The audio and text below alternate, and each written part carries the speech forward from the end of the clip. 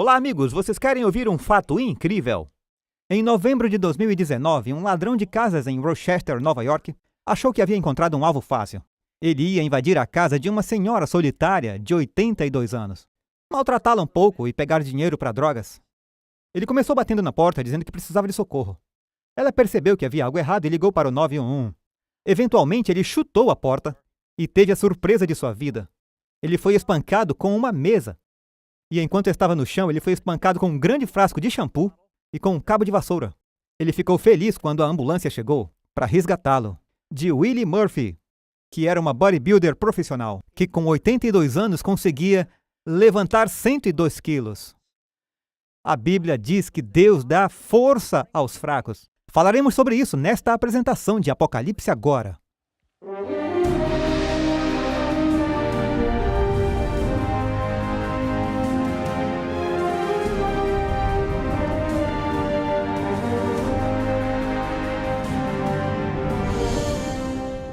O nosso assunto esta noite é muito importante. Estamos falando dos embaixadores do rei. E como sempre, gostamos de começar com um fundamento no Apocalipse. Se formos até Apocalipse 7, nós tocamos nesse verso muito rápido, mas eu prometo que iremos um pouco mais fundo. No capítulo 7 de Apocalipse, ele fala sobre os 144 mil. E começa dizendo: "E depois destas coisas eu vi 4 anjos, que estavam sobre os 4 cantos da terra, retendo os 4 ventos da terra", que seria norte, sul, leste, oeste, falando de um evento global, "para que nenhum vento soprasse sobre a terra, nem sobre o mar, nem contra árvore alguma. Estes são ventos de turbulência ou conflito." Mas então ele vê outro anjo subir do lado do sol nascente e que tinha o selo do Deus vivo. E ele diz: "Não danifiqueis a terra, nem o mar, nem as árvores, não deixem esses ventos de conflitos irem." Mas agora, amigos, parece que todos os ventos estão prestes a soprar. Basta olharmos o que está acontecendo no mundo, até que algo aconteça. Mas o que deve acontecer? Até que tenhamos selado nas suas testas os servos do nosso Deus. E não se deixe enganar por essa imagem, é só para ajudar a visualizar as coisas.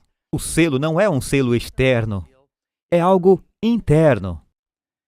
E diz: "E ouvi o número dos que foram selados, e eram 144 mil, de todas as tribos dos filhos de Israel." Agora houve um pouco de confusão sobre quem são os 144 mil. Nos diz, enquanto continuamos a ler no capítulo, nos diz os 12 mil das 12 tribos, deixando de fora as tribos de Dan e Efraim, e inclui José e Levi. É uma lista única, quando é dada aos filhos de Jacó. É uma lista diferente de todas as outras na Bíblia. E as pessoas se perguntam: isso significa que nos últimos dias antes de Jesus voltar, que o Senhor vai levantar 12 mil da tribo de Efraim, e Manassés, Azer e Zebulon? Não, Efraim não está incluído, eu preciso corrigir isso. Mas de Aser, Manassés, Zebulon e Issacar. Seriam israelitas literais? Bem, alguns podem ser.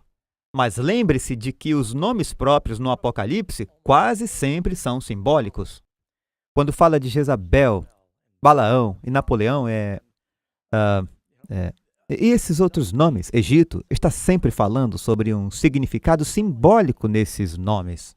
Então, quando você olha os nomes dos 144 mil, na ordem em que são listados, você descobre o que isso significa no original. Por exemplo, quando Raquel e Leia estavam tendo seus meninos e dando nomes a eles, Leia disse: "Eu louvarei ao Senhor", é o que significa Judá. Depois vem Ruben, que significa "ele olhou para mim". A palavra Gad significa "concedeu boa sorte". Azer significa "estou feliz". Naphtali, "minha luta". Manassés significa "me fez esquecer". Lembre-se que esta é uma ordem única e creio que há uma razão. Simeão significa "Deus me ouve". Levi significa "ligado a mim". Issacar, "me comprou". Zebulon, "morada". José, "Deus me acrescentará", e Benjamim, "filho de sua mão direita". Você encontra essa lista do jeito que está aqui em Apocalipse capítulo 7. É só colocar as definições dos nomes em ordem e nos conta a história do plano da salvação. É o que diz aqui: "Eu louvarei ao Senhor porque Ele olhou para mim e me concedeu boa sorte. Estou feliz porque minha luta Deus me fez esquecer.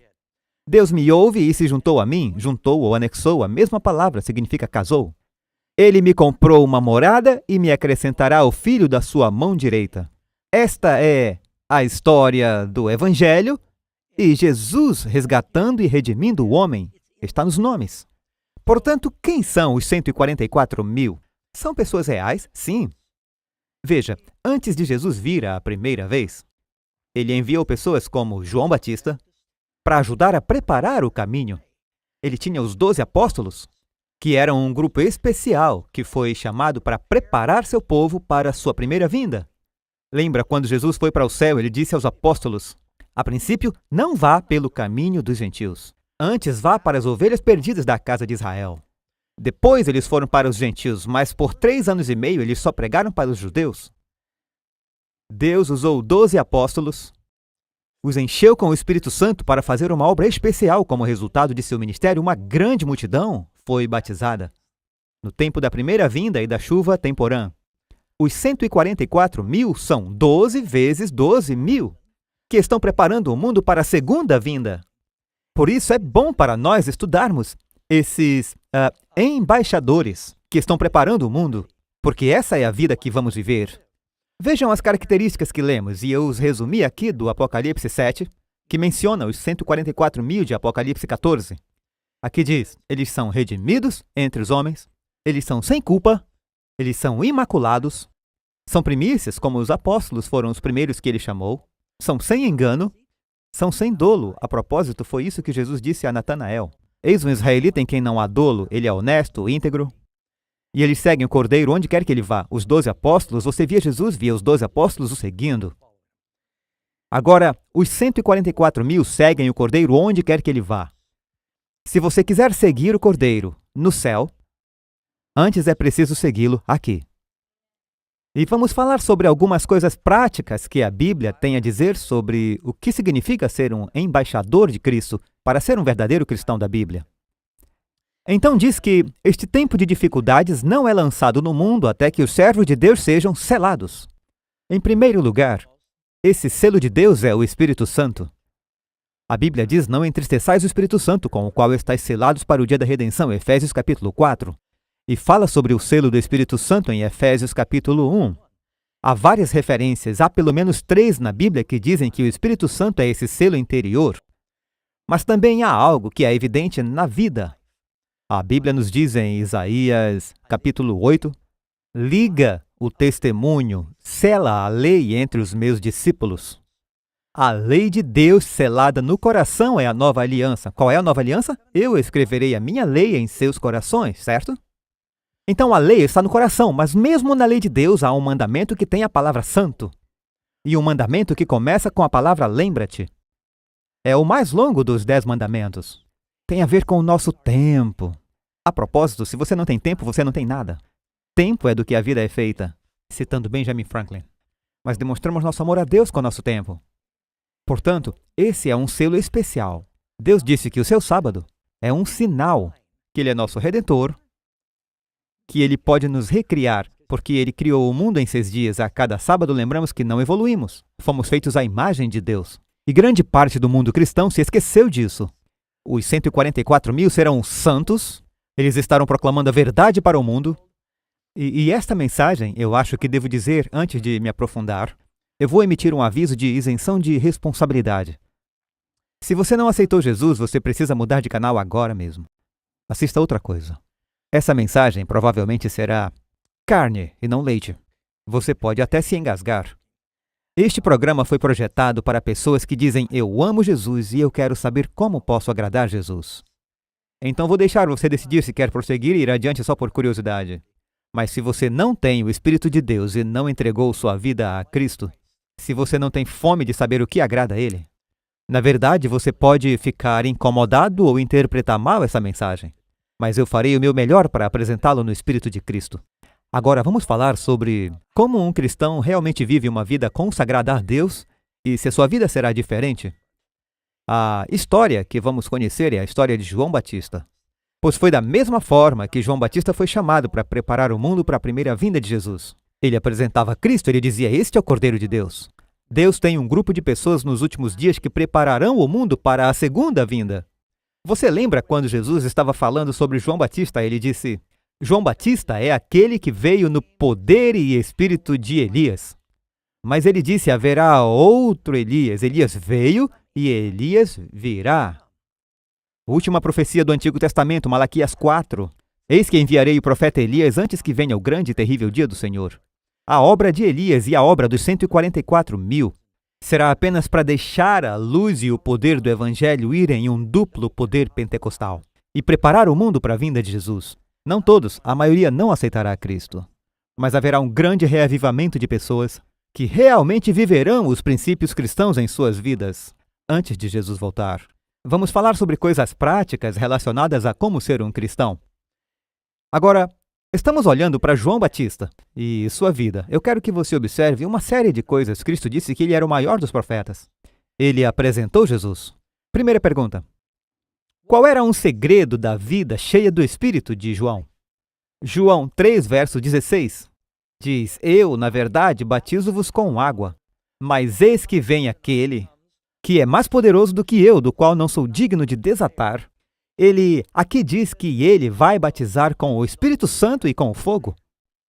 Outra coisa que notamos sobre João, aqui diz: ele deve crescer e eu diminuir. Ele era uma pessoa cheia do Espírito. João acreditava que sua missão era elevar Cristo e não ele mesmo. Muitos profetas hoje querem atrair a atenção para si e obter crédito e vender coisas. João queria promover Jesus. Ele disse: ele deve crescer e eu devo diminuir. A propósito, é um bom provérbio para nós vivermos. Se repetirmos isso em nossas orações todos os dias, eu acho que nos faria bem. Ele deve crescer, eu devo diminuir. Pecado é, no inglês, a letra do meio no pecado é eu. Pecado é egoísmo. Deus é amor. Quanto mais seguimos Jesus, mais é uma questão de glorificá-lo e elevá-lo. João Batista leu as Escrituras? Sabemos que ele orou. Ele foi um leitor da Bíblia. Onde diz isso? Você pode ler em João 1:23, quando eles disseram: quem é você? Eles disseram: nos diga, você é Jeremias, você é Moisés, você ressuscitou? Ele disse: eu sou a voz do que clama no deserto. Endireitai o caminho do Senhor, como disse o profeta Isaías. Portanto, a mensagem de João Batista era uma mensagem para entrar pela porta estreita.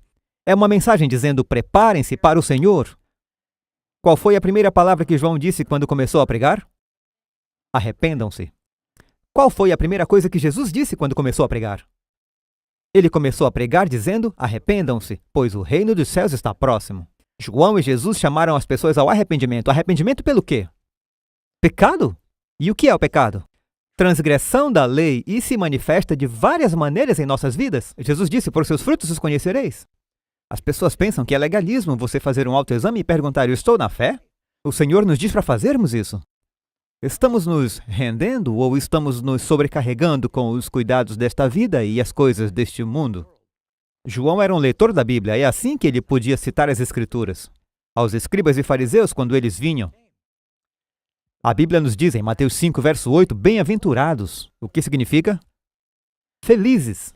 Bem-aventurados os limpos de coração, porque eles verão a Deus. A nova aliança está falando sobre um novo coração. Um coração puro. Como você consegue uma mudança de coração? A Bíblia diz: da abundância do coração a boca falará. Portanto, se o que você fala é um problema, ele está em seu coração. Então cuide com o que é permitido em seu coração, pois ele é como um computador. O que entra é o que vai sair. Já ouviu a expressão lixo dentro, lixo fora? É por isso que os cristãos precisam ter cuidado com o que permitem em suas mentes e em seus corações. Isso afeta quem são. João Batista estava disposto a testemunhar por Jesus. Então, as 3 grandes disciplinas na vida cristã são orar. Sabemos que João orava. A Bíblia nos diz que devemos ler a palavra e deixar nossa luz brilhar. No santuário havia 3 móveis no lugar santo. Havia uma luz, uma testemunha, havia um pão, a palavra de Deus, e uma vela, deixe sua luz brilhar. Aliás, o altar de incenso, e isso era a oração. Então temos essas 3 disciplinas na vida cristã. E João? Ele apontou para Jesus, João 1:29. Na frente de todos ele disse: eis o Cordeiro de Deus que tira o pecado do mundo. Então devemos estar dispostos a apontar as pessoas para Cristo. E uma maneira de fazer isso é por nossas vidas. Agora, há uma coisa distinta que vemos na vida de João que nos mostra que ele realmente acreditava em viver uma vida de consagração a Deus. O que era uma pregação direta de João, ou devo dizer, qual foi a pregação direta de João, popular entre os líderes políticos e religiosos? Se você vive uma vida cristã, você pode ter problemas com o Estado e também com a igreja. Foi o que aconteceu com ele. Os fariseus e os doutores da lei rejeitaram o conselho de Deus contra si mesmos, não tendo sido batizados por ele. João tinha muita coragem. Sabe o que ele disse aos escribas e fariseus quando foram ao seu batismo? Estão me espionando? Ele sabia o que estava acontecendo.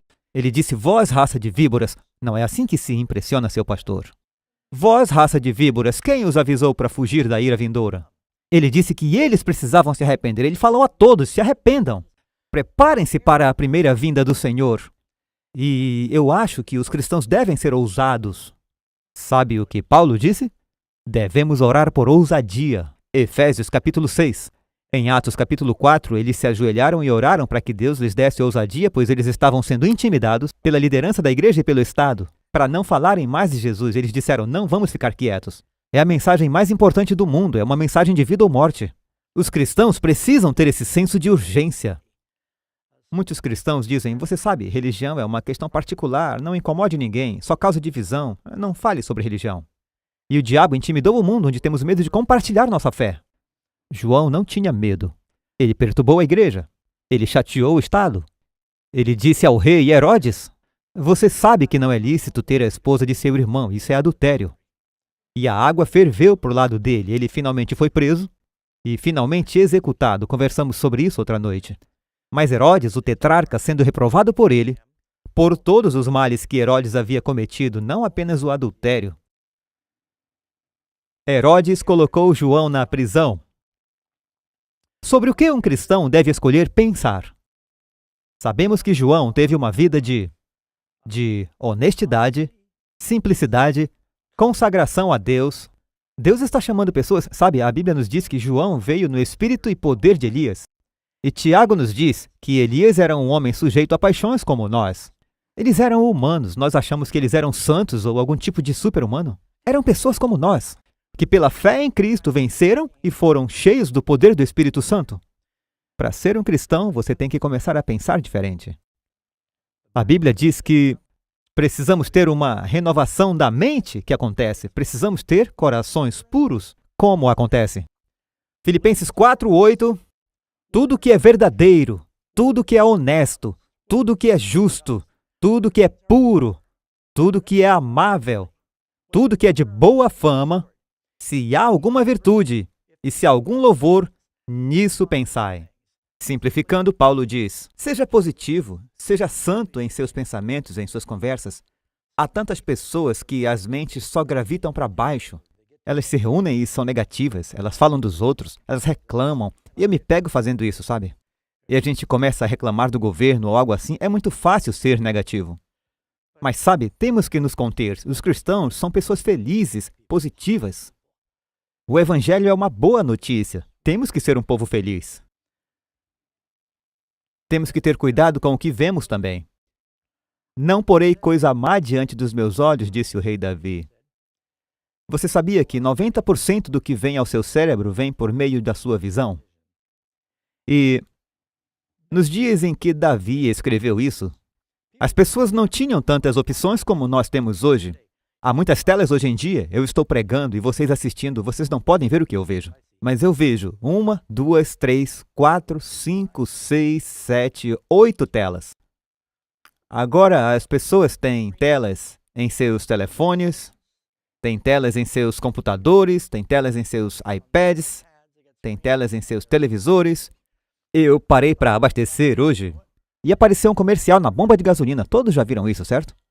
Eu começo a abastecer e ouço alguém falando comigo. Eu pensei que não havia ninguém por perto e a bomba de gasolina estava falando comigo, tentando me vender alguma coisa. Então estamos cercados de informações que estão absolutamente bombardeando nossos sentidos. Há uma tempestade de informações chegando. Não podemos controlar tudo isso, pois como a bomba de gasolina estamos sendo atacados por todos os lados. Mas muita coisa podemos controlar. E escolhemos olhar e ouvir coisas que não estão nos ajudando a ser puros de coração. E eu acho que talvez uma das coisas mais importantes que um cristão pode fazer se ele quiser viver uma vida piedosa é controlar com o que eles alimentam suas mentes. Tomar decisões conscientes, ler coisas espirituais. Todos os dias, a primeira coisa que eu faço é ir no escritório, depois de beber uma água. Eu vou no escritório e leio a minha Bíblia. Na verdade, eu escuto alguém lendo enquanto eu leio, daí eu tiro mais proveito dessa maneira. Então, eu leio a minha Bíblia enquanto eu estou estudando, eu dirijo meu carro e eu escuto sermões. Eu sou um pastor, mas eu sou como todo mundo, eu tenho as mesmas tentações e problemas que todos os outros têm. E eu sei que para que eu mantenha uma saúde espiritual, eu devo me cercar de informações espirituais. Agora temos sorte nesse país, eu estive em alguns países, eles não têm TV nem rádio cristãos. E eu agradeço aos amigos da 3ABN, eles transmitem. E se alguns dos nossos amigos estão assistindo agora, eu tenho um testemunho hoje de alguém que disse que alguém que estava assistindo a 3ABN estava conduzindo ao Senhor. Então há bons programas de TV e bons programas de rádio cristãos. Agora, com o seu telefone e a internet, você pode tocar no seu telefone enquanto dirige, mas alimente a sua alma com coisas boas. Há tanta informação ruim na televisão também, e isso afeta a nossa cultura, nos afeta moralmente. A Fundação Kaiser fez uma pesquisa há anos atrás e descobriram que algumas crianças assistiam Mister Rogers, crianças do ensino fundamental. Outras assistiam desenhos violentos e reuniram todos em uma sala. E os que estavam assistindo aos desenhos violentos estavam chutando, brigando e gritando. Por causa do que estavam assistindo, afetou seu comportamento. Adolescentes que assistem a esses jogos violentos se tornaram absolutamente viciados neles, GTA e coisas assim. Eles têm casos documentados de jovens que matam policiais e que seu principal entretenimento era assistir a programas que matavam policiais. E os alunos envolvidos no massacre de Columbina, todos estavam envolvidos por uma música satânica que falava de assassinato, matar, morrer. Achamos que não vai nos afetar. Afeta! Lixo dentro e lixo fora. Temos que controlar o que assistimos, não pôr nada mal diante dos meus olhos. Eu não quero mudar o foco antes de mencionar algo. Há muitos cristãos que dizem, bem, eu sei que eu assisto a um programa de TV onde eles usam o nome do Senhor em vão e há um pouco de adultério acontecendo nas novelas e rola um pouco de assassinato, já que é um filme de cowboy. Mas eu nunca faria isso. É só um entretenimento para mim. Na verdade, isso é quase um pecado vicário. Assistir alguém fazer essas coisas. Paulo, na verdade, diz, Deus não apenas julgará aqueles que fazem isso, mas aqueles que têm prazer em quem o faz. Eu acho que precisamos fazer uma busca na alma e dizer, Senhor, isso está me ajudando a parecer contigo? Havia alguma conexão entre a vida cheia de espírito de João e sua dieta simples? Conversamos outro dia sobre alguns princípios cristãos, usando as profecias de Daniel e Apocalipse, que dizem que faz diferença o que você come, sua saúde e até sua saúde espiritual. Havia algo exclusivo na dieta de João? Diz que sim, porque não beberá vinho, nem bebida forte, e será cheio do Espírito Santo. E eu acho que está em Efésios que nos diz, não vos embriagueis com o vinho, que é dissipação, mas sim se encha do Espírito. Dirigindo aqui pela Baía de Granito, em Sacramento, você verá placas que dizem cerveja, vinho e espíritos. Temos que entender isso. Queremos o espírito certo. Que espírito se obtém numa loja de licor? O espírito errado. Então, você bebe isso e você terá o espírito errado. Diz, não beberá nem vinho, nem bebida forte para ser cheio do Espírito Santo. Por que Deus está preocupado com o que comemos e com o que bebemos? Nos diz, eis que tu concederás e terás um filho. Foi isso que o anjo disse aos pais de Sansão. Tu conceberás e terás um filho. Agora, pois, não bebas vinho, nem bebida forte, e não comas coisa imunda. Porque o menino será nazireu de Deus, desde o ventre até o dia da sua morte. Há algumas considerações sobre Sansão. O anjo foi até Manoá, sua esposa. Eu sempre me perguntei qual era o nome dela, mas só diz Manoá, sua esposa. E o anjo apareceu primeiro para ela, que contou ao marido, que voltou para que o anjo voltasse, e ele disse, eu quero ver isso eu mesmo. O anjo disse, tudo bem. Ele voltou e disse aos dois. E ele disse, você conceberá um filho, e ele vai ser muito poderoso. Mas vocês devem cooperar com as leis de saúde de Deus. Ele será cheio do Espírito, mas ele também terá uma força sobrenatural. Não coma nada impuro, não beba a coisa errada, cuide de si mesma no estado pré-natal e facilite para que este ser seja potencializado com o poder do Espírito Santo, que era Sansão. Eu estou ansioso para chegar ao céu e ver o DVD dele matando 1000 homens sozinho. Mas observe a conexão que Deus fez entre nada de álcool. A propósito, muitos dos defeitos congênitos e paralisia cerebral são causadas pelo alcoolismo dos pais. Ou não sabeis que o vosso corpo é o templo do Espírito Santo, que habita em vós, proveniente de Deus? Não deveríamos trazer nada impuro para o nosso corpo. Falamos sobre a distinção que Deus faz em sua palavra entre haver comidas e carnes que são limpas e impuras. E no santuário do Antigo Testamento, o maior insulto que se poderia oferecer a Deus. Na verdade, houve um rei grego que quis insultar os judeus. Ele trouxe um porco para o santuário e o abateu. E algumas pessoas se esquecem que seus corpos são templos do Espírito Santo. As pessoas que comem porcos e esses necrófagos fazem de seus corpos latas de lixo. Não precisamos comer isso. Eu sei que haverá pessoas no céu que não sabiam disso, e Deus pisca para a nossa ignorância. Mas o povo de Deus, antes que Jesus venha, pense nisso. Cristo está vindo para uma igreja que falhou em cumprir sua vontade ou que conseguiu? Mesmo que vejamos durante a Idade das Trevas muitos do povo de Deus, assim como o antigo Israel, nós nos afastamos muito do ideal. Quando ele voltar, ele terá um povo mais próximo do ideal? Eu acho que sim. O diabo está dizendo, seus padrões são muito altos, Deus, você nunca vai encontrar pessoas para isso. E Jesus disse, apenas observe. Nos últimos dias, ele derramará o seu espírito sobre as pessoas e elas estarão dispostas a negar a si mesmas e buscar primeiro o reino de Deus. Nossos corpos serão o templo do Espírito Santo. Esta será uma característica do povo de Deus nos últimos dias. O que a Bíblia diz sobre comportamento mundano em geral? Portanto, qualquer que quiser ser amigo do mundo, constitui-se inimigo de Deus. E, novamente, por isso, saí do meio deles e apartai-vos, diz o Senhor, e não toqueis nada imundo. Não é só o Antigo Testamento, mas o Novo também. Não toqueis nada imundo, e eu vos receberei. Nós servimos a um Deus santo. Ele está nos chamando para a santidade. Uma coisa incrível sobre um cristão é que Deus levará uma pessoa não convertida em um mundo corrompido. Ele vai enchê-las com o Espírito Santo e devolvê-las àquele mundo. E eles serão empoderados para viver uma vida santa em um mundo profano. Alguém disse, um cristão é como um barco na água. É normal um barco na água. Você não quer água no barco. Se entrar água no barco, ele afunda. Deus quer que o seu povo esteja no mundo. Jesus disse, eu não quero te tirar do mundo, eu quero você no mundo, mas eu não quero você do mundo. Então, temos que estar no mundo como uma luz na escuridão, como o sal, tem influência preservadora. Devemos ser o sal e a luz neste mundo que está perecendo. Deus disse para Abraão, eu vou destruir Sodoma. Abraão disse, meu sobrinho Ló e sua família estão lá, Senhor. Se encontrarmos 50 justos na cidade, o Senhor os pouparia? Deus disse, claro, se houver 50 justos, eu os pouparei.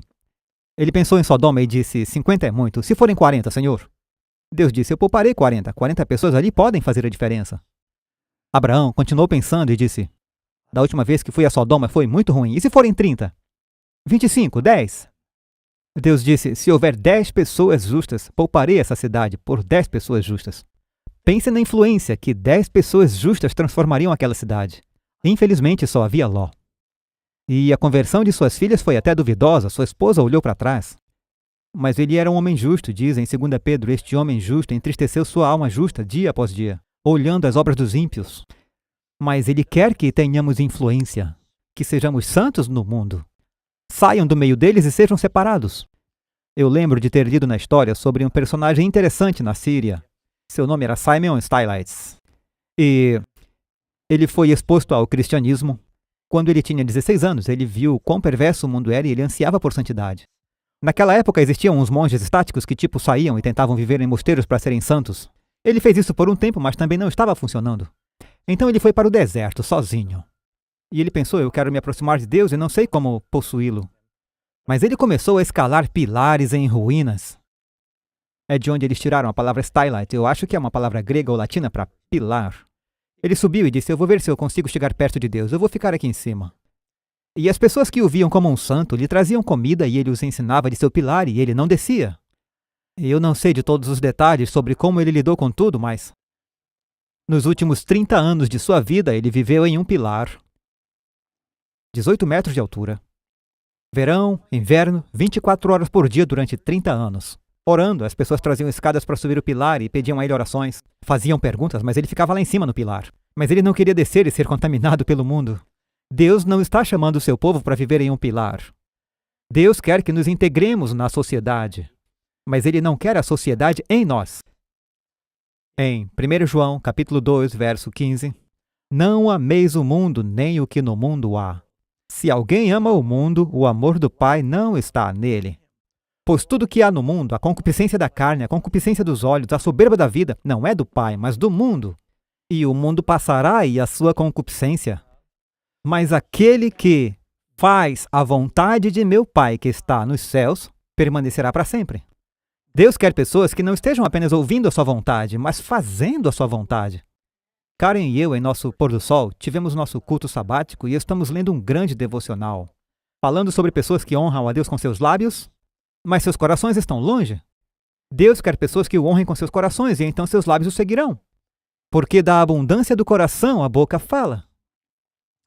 Se alguém ama o mundo, o amor do Pai não está nele. Eu acabei de citar esse verso para vocês. Romanos 12, 2. Rogo-vos, pois, irmãos, pela compaixão de Deus, este é o verso 1. E não sede conformados com este mundo, mas sede transformados pela renovação de quê? Coração puro, a mente. Como um homem pensa em seu coração, assim ele é. Como se consegue um novo pensamento? Uma nova entrada e o Espírito Santo. Oração, comunhão com Deus. Você se torna parecido com quem você anda. É a lei da vida. Eu me lembro de anos atrás. Karen e eu, um dia, depois da igreja, jantamos com sua família no norte da Carolina e havia um convidado interessante na mesa. E ele parecia muito com Elvis Presley. E eu fiquei intrigado. Nós conversamos após o jantar e ele compartilhou seu testemunho porque minha mãe escrevia músicas para o Elvis. E ele disse, quando Elvis morreu, ele disse, bem, antes de tudo, quando eu era jovem, eu fui a um concerto do Elvis Presley e eu vi as garotas esvarrindo, desmaiando, gritando e jogando suas roupas. Eu disse, eu quero ser o Elvis Presley. E então ele começou a ir para os concertos do Elvis, sempre que eles estavam por perto. Ele assistia a todos os filmes de Elvis, ele não era um grande ator. Mas naquela época, você pagava 25 centavos e ficava assistindo quantas vezes quisesse. E ele fazia isso. Ele tinha Elvis Presley no seu papel de parede. Ele ganhou um toca-discos e ouvia Elvis Presley o dia todo. Comprou um violão e aprendeu a tocar. Ele cantava junto com o toca-discos. Tingia o cabelo. E por seus amigos ele começou a imitar Elvis Presley. E a sua imagem ganhou destaque, eles eram parecidos. Ele sabia todas as idiosincrasias, falava como ele, se comportava como ele. E quando Elvis morreu, ele foi um dos primeiros a fazer imitações de Elvis Presley. E ele estava faturando. Na verdade, quando nos conhecemos, ele era um Elvis Presley de 50 anos. Ele tinha acabado de voltar do Japão e recebido $10.000 por um show. E ele nos disse, sabe, eu não sei o que fazer agora. Eu percebi que não posso fazer isso para sempre. Ele estava ficando fora de moda. E ele disse, eu não sei quem sou. Basicamente, eu escolhi alguém que morreu por causa das drogas como meu modelo a seguir e agora eu estou vazio. E então ele foi à igreja naquele dia. E ele foi criado como cristão, mas ele pôs os olhos no mundo. E eu pensei comigo mesmo, uau! Estudando Elvis Presley, ele se tornou como Elvis Presley. E se as pessoas fizessem com Jesus o que ele fez com Elvis? Que igreja poderosa teríamos se nos rodeássemos com Cristo, pensar em seus ensinamentos? Viraríamos o mundo de cabeça para baixo.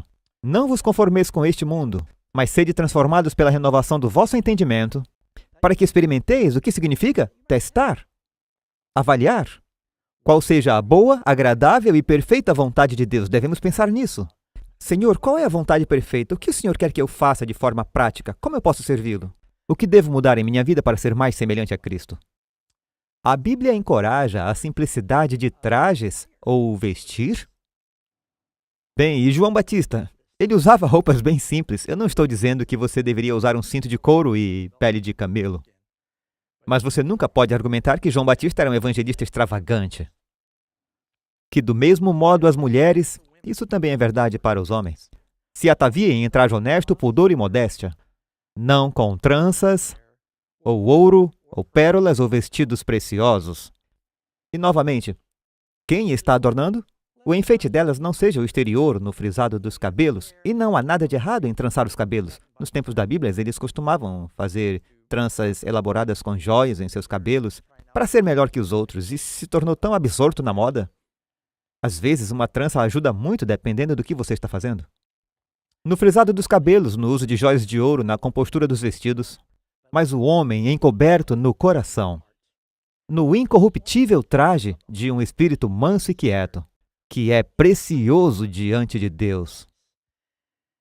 Sabe, eu vou lhes dizer, eu acho que eu notei que uma das perguntas feitas a alguém na rua dizia, como você sabe que alguém é cristão? Pelas suas joias, disseram. Você entendeu? Portanto, Jesus disse para usar a cruz ou para carregar a cruz? É muito mais fácil usar a cruz do que carregar a cruz. Pessoalmente, eu acho que joias cristãs são, na verdade, uma espécie de paradoxo, pois eu não consigo imaginar Cristo usando. Eu acho que Jesus nos chama para a simplicidade e a modéstia. E o que estou compartilhando com vocês agora não é um ensinamento exclusivo dos adventistas, é algo que todos os protestantes costumavam ensinar.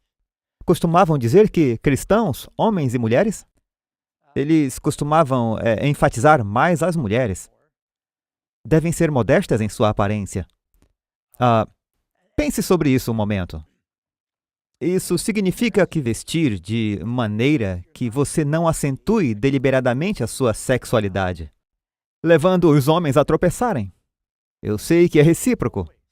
Mas Jesus disse, se um homem olha para uma mulher para cobiçá-la em seu coração, ele está cometendo adultério em seu coração. Então, se esse homem está pecando por olhar e pensar coisas impróprias, porque a jovem talvez esteja acentuando muito a sua sexualidade, então é pecado ela se vestir deliberadamente de maneira que faça os homens tropeçarem. Sabe, se entrevistarmos homens sozinhos e eles forem honestos, eles vão dizer que é uma luta real em nossa sociedade hoje, manter a pureza da mente. Quando você considera a maneira como as pessoas se vestem e o que está passando na televisão. E Jesus é bem claro, os cristãos devem ser modestos. E novamente, sabe, eu não quero falar muito sobre isso, mas eu não acho que ele quer que façamos buracos em nossos corpos. Deixe-me dar-lhe algo para pensar. É um estudo de Apocalipse. Há duas mulheres no Apocalipse. Apocalipse 12, mulher vestida de luz, sol, lua e estrelas. Quem é ela? Ela é a igreja, a boa ou a ruim? É a igreja de Deus, nós sabemos porque o diabo quer destruí-la. Temos uma outra mulher em Apocalipse 17. Ela está vestida com ouro, pérolas e pedras preciosas e é chamada de prostituta. E você acha que ela está vestida modestamente? Nós simplificamos a da foto, pois precisávamos de uma versão com classificação G para os nossos programas, mas eu duvido que ela se pareça assim. A propósito, essa moça, ela é uma boa cristã. Nós precisávamos de alguém que se arrumasse para nós. Eu senti pena dela. De qualquer maneira, então, a mulher do Apocalipse 17 está descrevendo uma besta. O que ela representa?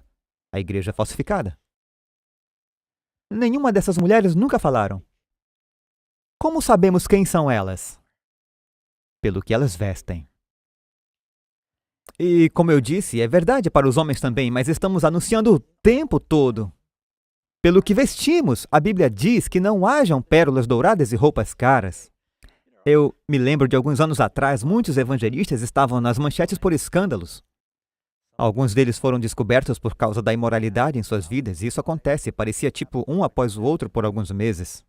Houve um grande colapso entre muitos dos teleevangelistas, e eu tenho que ter cuidado com o que eu digo, porque, tecnicamente, eu sou um teleevangelista. Mas o problema é, eles estavam falando, todo mundo estava enviando dinheiro para eles. E eles estavam passeando de carros caros, tipo Bentley, voando em jatos particulares e usando roupas douradas, extravagantes. E alguém escreveu uma música que dizia Jesus usaria um Rolex? Tornou-se uma música muito popular. E estavam zombando do cristianismo por causa da óbvia hipocrisia desses teleevangelistas que diziam ser cristãos. Mas, com certeza, eles não pareciam estar seguindo Jesus por aí. e vivendo uma vida simples. Agora, eu não estou dizendo que os cristãos precisam usar trapos. Eu espero que não se sinta mal com a minha roupa. Uma história interessante por trás desse terno. Eu não planejava compartilhar, mas Karen e eu desembarcamos em Dubai. Eu tinha 12 horas para pregar. E quando eu fui pregar, eu não percebi que eles enviaram a minha bagagem para a Califórnia. Então o nosso anfitrião disse, você não pode pregar com a roupa de viagem. Eu usava um boné de beisebol e jeans. Em todos os voos para o exterior, a gente te leva ao shopping e você compra um terno. Eles me levaram ao shopping mais caro do mundo, eu tinha que comprar um terno. Eu disse, se eu comprar esse terno eu vou usar de novo. Então, quanto foi? A Karen me ajudou a encontrar um lugar em promoção. Na verdade, exatamente esse. A gravata, a camisa, os sapatos. Eu tive que comprar todas essas coisas. Mesmo que os sapatos doam, eu os uso, pois eu quero recuperar as milhas que eles me custaram. Enfim, é muita informação. Mas, de volta ao nosso estudo, falávamos sobre roupa. Então, nós precisamos ser simples em nosso vestir. E Deus não espera que usemos trapos. Cristãos devem comprar roupas boas, limpas. A ideia é não fazer ninguém se distrair com o que você usa, para não saberem quem você é.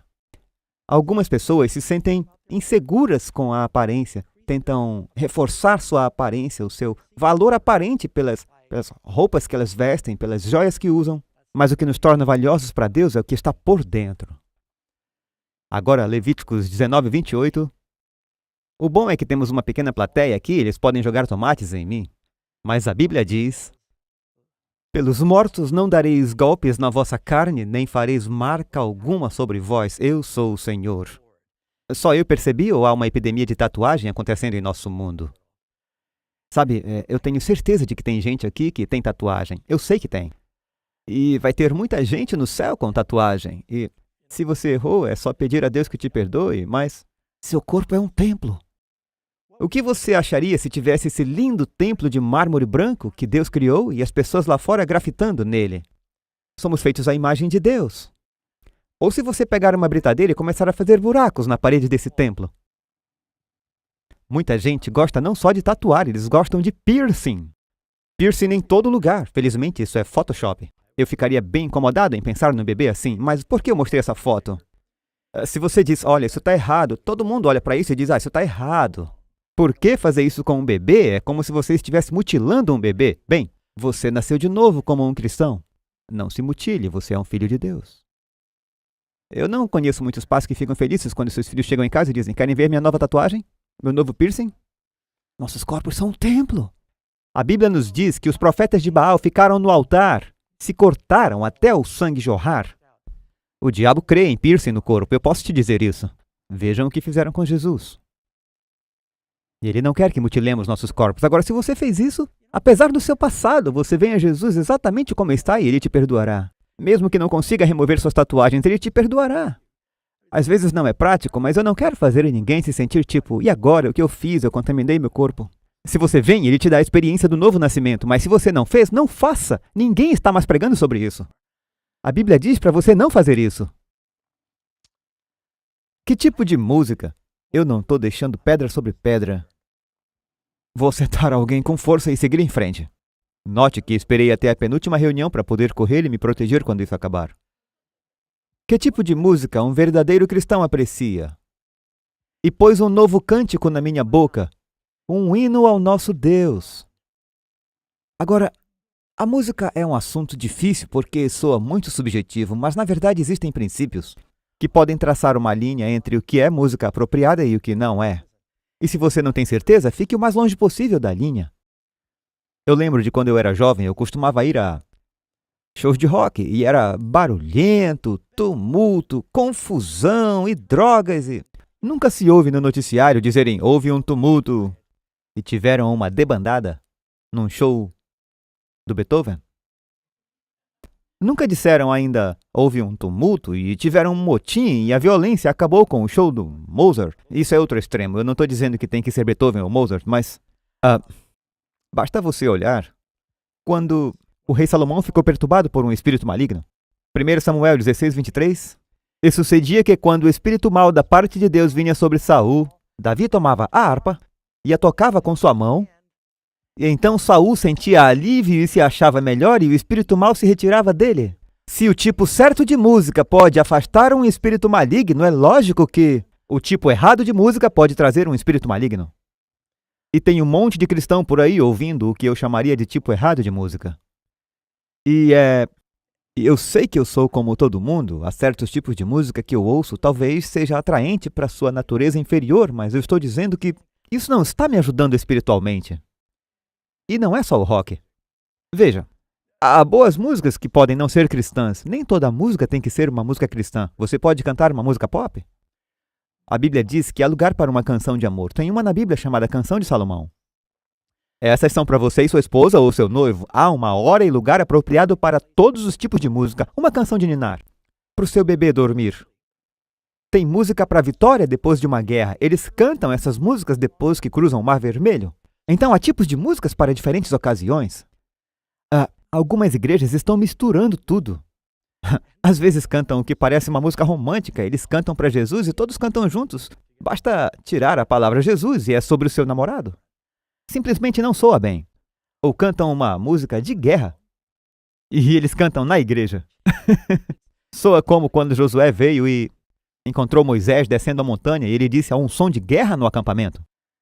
E Moisés disse: não é o som de quem chora por serem derrotados ou aqueles que gritam pela vitória. Eu ouço a voz daqueles que cantam.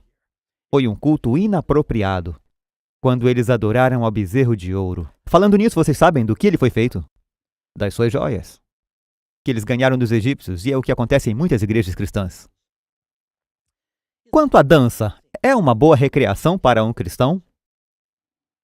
Bem, há danças. O rei Davi dançou diante do Senhor. Miriam liderou as damas e dançou. Note que Miriam não estava dançando com os homens. Ela liderou as damas na dança da vitória. As mulheres dançaram juntas quando Davi e Saul voltaram da vitória sobre os filisteus. A filha de Jefté saiu dançando quando ele voltou da vitória. Há momentos para gritar de alegria. Eu me lembro que uma vez eu dancei, só pulando para cima e para baixo, batendo palmas para o Senhor quando eu estudei Daniel capítulo 9. E eu finalmente entendi essa profecia sobre a volta de Jesus. Eu simplesmente não conseguia ficar quieto. Davi dançou diante do Senhor quando eles trouxeram a arca para Jerusalém. Então, vocês já foram a um casamento judaico? Há uma celebração apropriada, pelo menos nos antigos casamentos judaicos, não qualquer casamento judaico.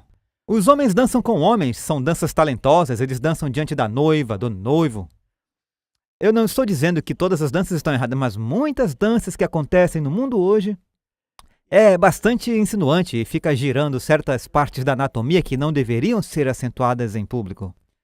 E aquele que diz que está nele também deve andar como ele andou. Eu sei que eu estou falando de muitas coisas diferentes hoje.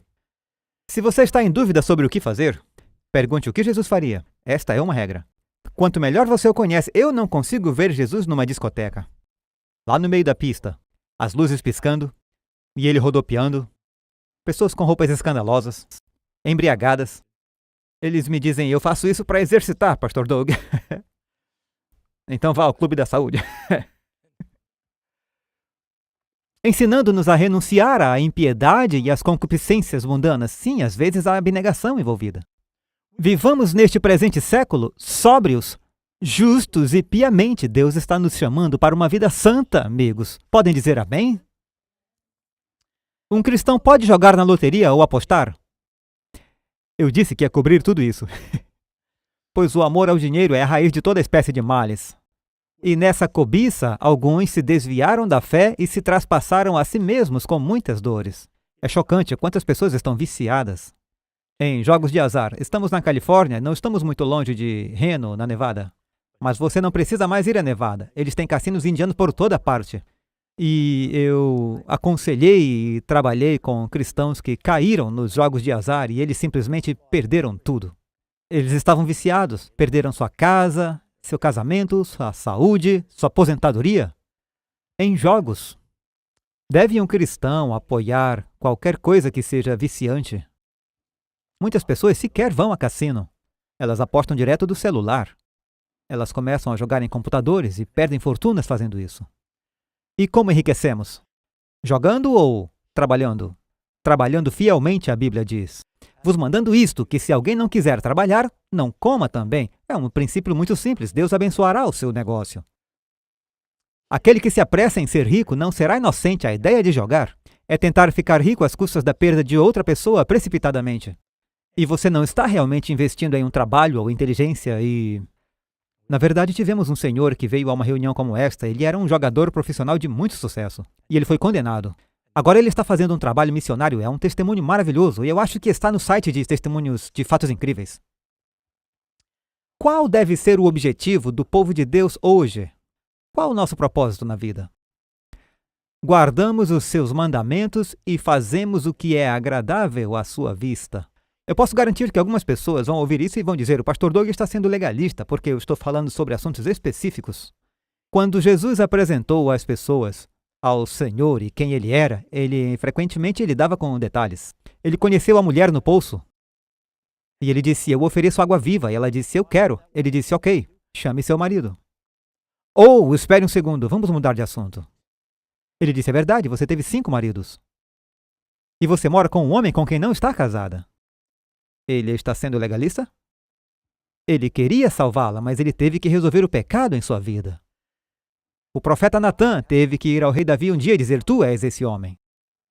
Quer dizer, às vezes temos que ser específicos. Como saber do que se arrepender, a menos que os pregadores digam fielmente alguns detalhes específicos? Temei a Deus e guarda os seus mandamentos. Porque isso é o dever de todo homem. Temos 10 mandamentos. Mas eu listei algumas maneiras práticas que você poderia usar em nosso mundo moderno. Deus quer que evitemos o mundanismo. O que os anjos farão na segunda vinda de Jesus? Se me amais, guardareis os meus mandamentos. Porque este é o amor de Deus, que guardemos os seus mandamentos, e os seus mandamentos não são pesados. Deleito-me em fazer a tua vontade, ó Deus meu, sim, a tua lei está dentro do meu coração. Os anjos reunirão os eleitos e também tirarão tudo o que é ofensivo, para que seja destruído. Deleito-me em fazer a tua vontade. Então, se estamos fazendo a vontade de Deus, isso é um fardo ou é um prazer? Diz que a sua lei está em nossos corações. Por que um cristão é chamado? Pergunta 15. Um elevado chamado. Por que a vida cristã é um chamado tão alto? Resposta: pois vós sois a geração eleita, sacerdócio real, nação santa, povo adquirido, para que anuncieis as virtudes daquele que vos chamou das trevas para a sua maravilhosa luz. Deus nos chama para uma vida de piedade e santidade.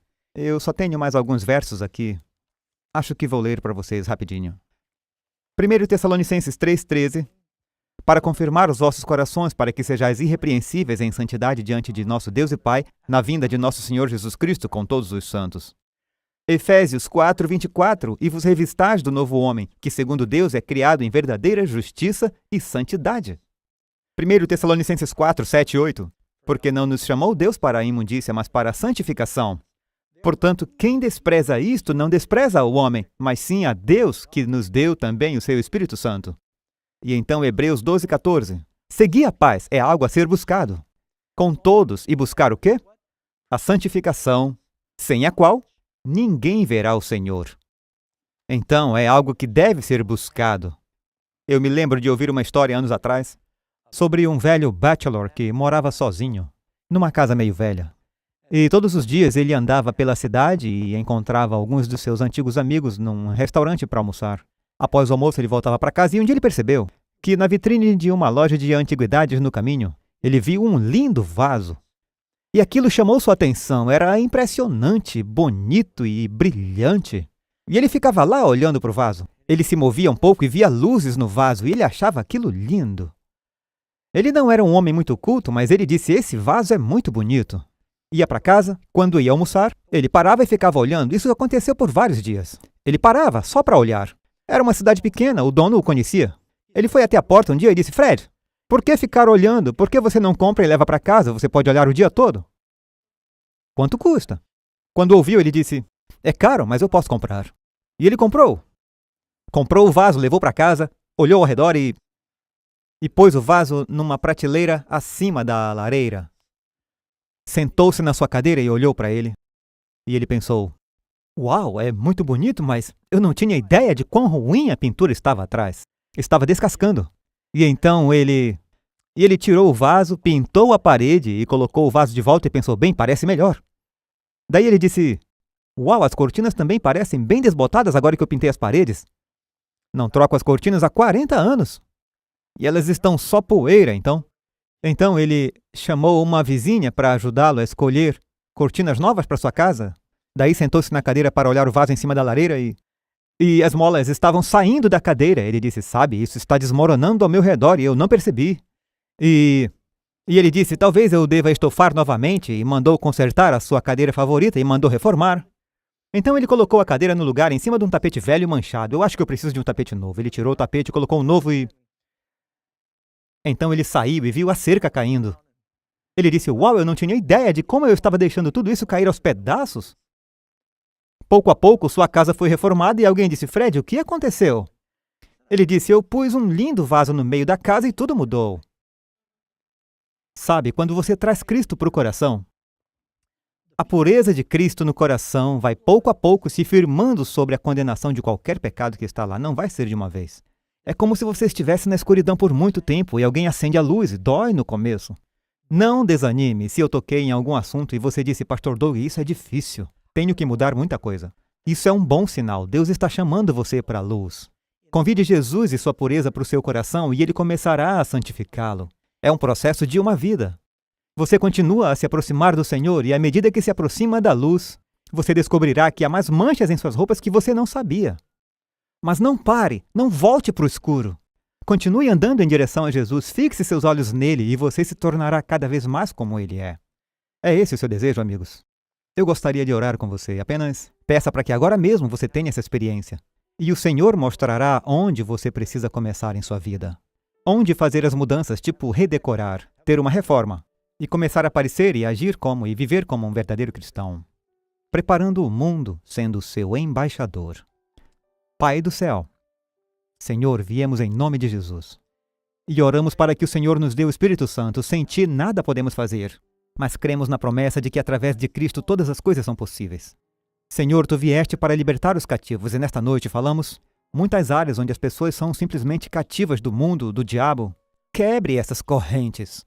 Dê-lhes a vitória, ajude-os a fazer as mudanças que eles precisam para serem verdadeiros cristãos. E abençoa a igreja com o reavivamento. Que não tenhamos medo de falar de uma vida santa e que decidamos fixar nossos olhos em Cristo, deixando de lado todo o pecado e peso que tão facilmente nos assedia. E corramos essa corrida com perseverança, olhando para Jesus, o autor e consumador de nossa fé. E pedimos tudo isso em nome de Jesus. Amém.